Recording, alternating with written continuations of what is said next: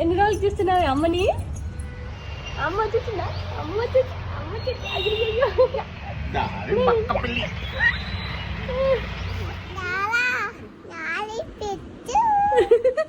ఎలా పడుతుందో చూడు. బొజ్జోడానికి ఏం చేయాలి? లాలి పాట పెట్టాలా? నేను పాడినా లాలి పాట? అమ్మా అమ్మ పాడద్దా? పాడనా? అమ్మ కుర్చీ పాడాలా ఇప్పుడా? అమ్మ ఏ పాట నీకు ఇష్టమైన పాట ఏంటమ్మా? అమ్మ తుత్తి పాట ఇష్టమా నీకు? పాడు, నువ్వు పాడు.